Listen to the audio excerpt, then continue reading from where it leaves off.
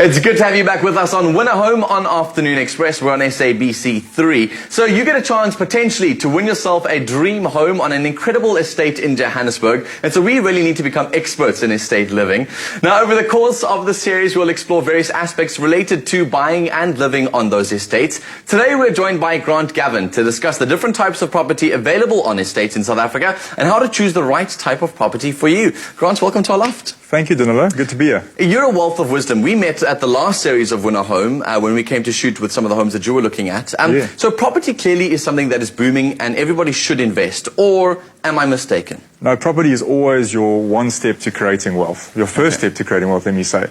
It's a good long-term investment, and property is something that we should all aspire to own for the benefit of wealth creation. Okay, and then estates obviously is a way to do that. And everyone's been pushing estates quite a lot at the moment because I think it's a hot topic. I mean, is investing in estates also a great one? 100%. You always want to invest, A, in a good location, B, you want to buy at a good price. But I think most importantly, you always want to buy where there's going to be good demand to sell at some point. And with estates and the way South African buyers look for security when they look to buy a property as one of their main priorities, everybody wants to get onto estates. It's a growing trend, and I believe that South Africa has the largest number of estates than most countries in the world. I think they are officially, we've got the largest number of estates in the world, which is such a fascinating fact to consider. And I think it's because of security, I'd imagine. And security is coming at a premium. So if you look at the prices that you're paying for properties on estates versus off the estates, you're getting way more for your money off the estate in terms of size of accommodation and land size. But you're definitely paying a premium getting onto these estates because people want security. And that's driving prices up. Okay. Explain to me about estates, because one thing that I've noticed by traveling to all the different estates around the country is they all are slightly different. Some of them are very lifestyle, community-driven. Some of them are huge. Some of them are golf estates. Some of them are residential. What kind of different estates do you get? Are they categories or...? Well, I think it all comes down to lifestyle, and it depends on what you as the buyer are looking to buy into in terms of lifestyle. So, for example, if you're a golfer or you're a keen equestrian fan, you're going to buy into a golf or equestrian estate. If you love nature, you're going to go into a wildlife or an eco estate. And a lot of these eco estates are being built now with particular designs for, ensuring that architecture is matching trends in the environment for long term.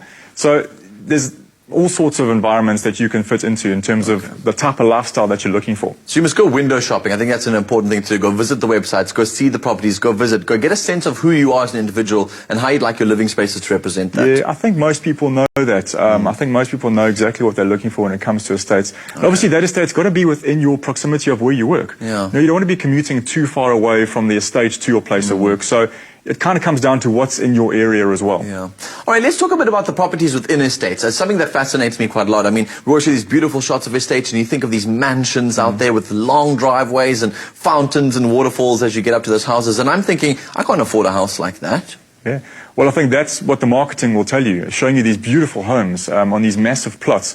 But there is a home for everybody within an estate, obviously depending on budget. You're going to have an entry-level home. Typically, that's going to come in a sectional title complex. Perhaps it's a two-bed apartment, but you're going to have something that would match your budget from a particular price point.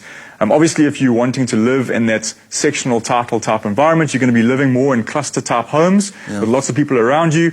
Or you can move onto your own piece of land, get your own stand, build your own home, have a freehold property, and you're going to have a little bit more space, but that's going to come at a higher price. I'm sure. All right, so the sectional titles, etc., I mean, are they affordable for the regular home buyer? Because, I mean, you're also getting the security, that's the added value that you're getting for one of those pieces of property. So the nice thing about those is that they're great to buy, hold on to, and then sell because there's going to be such a big demand. Yeah. Remember, if you're comparing apples with apples and you're looking at the size accommodation that you're going to get off an estate versus on an estate, you're always going to be paying more.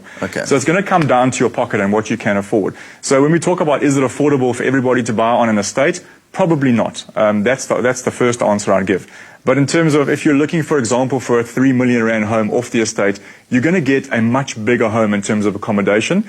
You are paying a premium when you go onto an estate, but you're getting the lifestyle and you're getting the security and the peace of mind that comes with it. And there's going to be a huge demand for those homes as obviously the country grows, as the population grows, so the value of those properties is going to increase drastically too. I keep ramming home on this point, and I'm sorry to do it, but security is the #1 priority for a home buyer at the moment in South Africa. Grant, thank you so much. I'm going to pick your brain again next week. Now remember that this season season of Win a Home, you stand a chance of winning a beautiful home on the Eye of Africa estate. All you have to do is log on to privateproperty.co.za and answer a very easy question. Keep a lookout each week for more property advice and tips right here on Win a Home. You also can visit the Private Property website to learn more about the Win a Home design duos, see their completed rooms, and find out more about the incredible prizes that you could win. Coming up, those judges arrive to inspect the guest bedroom. Don't go anywhere. Because if it doesn't improve people's lives, it isn't Plascon. Plascon, designed for life.